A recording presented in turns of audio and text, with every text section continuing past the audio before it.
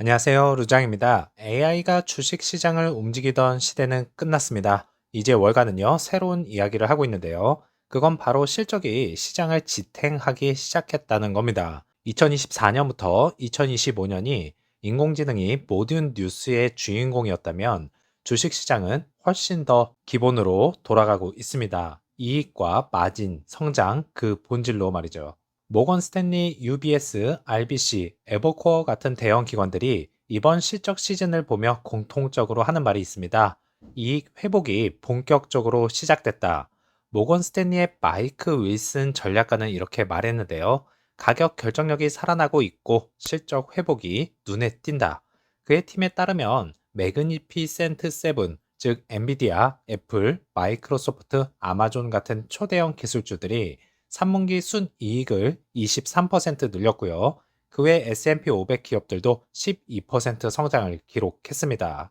픽트셋 데이터에 따르면 S&P 500 기업의 82%가 예상보다 좋은 실적을 냈고요. 전체 이익은 전년 대비 플러스 13.1%가 증가했습니다. 4개 분기 연속 두 자릿수 성장을 달성했습니다. 이제 이익은 성장은 기술주에만 머물지 않습니다. 6개 주요 섹터가 전년 대비 실적 개선을 기록했죠. 특히 기술주, 금융, 소비재, 이 세 부분이 가장 큰 성장 동력이었습니다. RBC 캐피털의 로리 칼바시나 전략가는 이렇게 말했는데요. 이익 전반은 반등했지만 여름의 정점엔 못 미친다. 지난주 주가 조정은 멀리서 들리는 폭풍의 천둥 소리일 수도 있다라고 덧붙였습니다. 즉 시장은 아직 긴장을 풀지 않았다는 겁니다. AI가 만든 기대감 위에 실적이 올라서고 있지만 그 기반이 완전히 단단하다고 말하긴 이르죠. 에버코어는 S&P 500의 연말 2026년 목표가를 7,750포인트로 제시했습니다. 상위 10개 종목이 지수의 40%를 차지하지만 밸류에이션은 과열되지 않았다는 분석이죠. UBS도 같은 맥락입니다. 목표가를 7,500포인트 상향하면서요. AI 투자자가 기술 섹터를 넘어 다른 산업까지 확산되고 있다고 전망했습니다. 특히 UBS의 이번 AI 투자 흐름을 1990년대의 생산성 혁명에 비유했습니다. 그때처럼 지금도 10년짜리 생산성의 대전환이 시작됐다. 자, 그래서 AI는 불씨였습니다. 하지만 이제 시장을 움직이는 건 실적의 힘입니다. 기업들의 수익성이 다시 살아나고 있고 이익의 확장이 시작된 지금, 이건 단순한 테마 장세가 아니라 진짜 펀더멘털 랠리의 초입일지도 모릅니다. AI가 시장을 깨웠다면 이익은 그 불을 꺼지지 않게 만드는 것이 중요하겠죠. EV 섹터주는 리비아는 플러스 9%, 테슬라와 루시드가 마이너스 1% 하락하면서요. 16.99불로 정규장을 마쳤습니다. 애프터 장에서는 마이너스 0.41% 하락했네요. 거래량은 약 440만 주, 평균 거래량의 절반 수준밖에 안 됐습니다.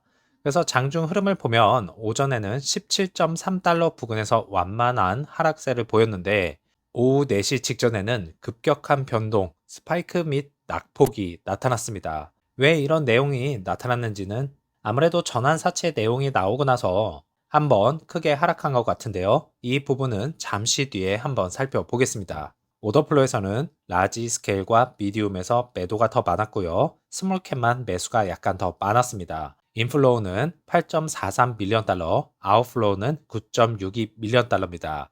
그래서 순유출이 약 마이너스 1.19 밀리언 달러, 즉 매도세가 소폭 우위에 있었던 장이었습니다. 자, 실적 발표 당일의 흔들림은 실적 기대치 대비 보수적 가이던스 반응 가능성이 높다고 보고 있고, 특히 장마감 직전 급락 급등은 단타성 세력의 포지션 청산 영향으로 보입니다. 이전 영상에서 말씀드렸듯이 뱅가드와 블랙록 등 기관들의 지분 유지와 사우디 AMP2 공장 가동 본격화가 밸류에이션 하방을 방어 중에 있다고 봅니다.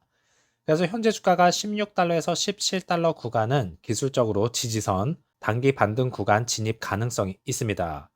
지금 33% 하락한 조정장에 있습니다. 하지만 차트는 단순한 하락이 아니라 기관을 다시 숨을 고르는 구간을 말해주고 있죠. 15달러 대는 지난번과 마찬가지로 루시드가 다시 반등을 준비하던 매집 구간이었습니다. 조정의 끝은 언제나 다음 상승의 시작이었던 만큼 상승장으로 꼭 이끌어 주기를 바라겠습니다. 루시드가 또 한 번 대형 결정을 내렸습니다. 무려 8억 7,500만 달러 규모의 전환 사채를 발행했습니다. 하지만 투자자들은 지금 이게 희석일까? 아니면 회복의 시작일까? 다시 한번 헷갈리기 시작하는데요. 이 움직임이 투자자에게 어떠한 영향을 미칠지 한번 분석해 보겠습니다. 2031년 만기 전환사채 발행을 공식 발표했습니다. 규모는 방금 전 말씀드렸듯이 8억 7,500만 달러고요. 추가 옵션으로 1억 달러까지 확대가 가능합니다. 그래서 총 최대 9억 달러에 육박하는 규모입니다. 이 채권은 무담보 형태로요. 만기는 2031년 11월 1일, 즉 6년짜리 장기 자금 조달입니다. 루시드가 이번에 자금을 조달하는 핵심 이유는 두 가지겠죠. 첫 번째로 2026년 만기 1.25% 전환사채를 부분 상환하는 것이고요. 단기 부채 압박을 줄이고 만기를 2031년으로 연장했습니다. 즉 시간을 번다라는 전략이겠죠. 두 번째로는 일반 운영 자금 확보입니다. 생산, R&D, 글로벌 확장, 사우디 AMP2 등 미래 성장 프로젝트의 자금 투입 가능성이 있습니다. 이건 단순히 빛을 돌려막는 게 아니라 현금 흐름 관리와 성장 동력을 유지를 위한 조치로 볼 수 있겠습니다. 자, PIF에서는 이번에도 전략적 지원자로 참여하게 됩니다. 이번 전환사채에 대해서요, 선급 매입 형태로 참여하게 되고요, 사실상 유동성 백업 역할을 수행하게 되겠죠. 이는 곧 우린 루시드를 장기 파트너로 본다는 메시지이자 시장에 대한 신뢰 신호입니다. 다시 말해, 루시드는 민간 자금 조달만으로는 신용도가 약하기 때문에요. PIF가 계속 뒤에 서 있는 것이 생존력 그 자체입니다. 현실적으로 전환사채 발행은 희석 우려를 즉시 불러올 수 있습니다. 리스크죠. 나중에 이 채권이 주식으로 바뀌면 주식 수가 늘어나서 내 지분 가치가 떨어질 수 있다라는 논리가 계산됩니다. 그래서 단기적으로는 주가 하락 압력, 투자자 심리 악화, 기관의 관망세 강화가 불가피합니다. 하지만 여기서 중요한 건 그 돈이 어디로 가느냐겠죠. 이번 발행은 단기 부채를 줄이고요, 유동성을 확보하고 성장 투자 자금을 늘리는 전략적 리셋이라고 봅니다. 즉, 지금은 단기 희석의 고통, 하지만 장기 생존의 연료를 채우는 단계라고 볼 수 있습니다. 특히 2026년 만기 채권을 상환하지 못하면 신용 리스크, PIF 신뢰도 하락, 추가 자금 조달 실패로 이어질 수 있기 때문에요. 이번 발행은 필수적 조치에 가깝다는 판단입니다. 전환사채 발행은 항상 논란을 부릅니다. 하지만 루시드의 이번 선택은 단기 주가보다 장기 생존에 방점을 찍은 결정입니다. 지금은 주가가 흔들릴지 몰라도 앞으로 이 돈이 그래비티 생산, 미드 사이즈 EV, ESS 사업 재개로 이어진다면 이번 발행은 결국 다음 사이클의 불씨가 될 겁니다. 지금 루시드가 하는 건 부채가 아니라 시간을 사는 거래일 것입니다. 주가의 방향이 어떻게 전개될지는 모르겠지만 힘내시는 오후 되시고요. 다음 영상에서 찾아뵙겠습니다. 감사합니다.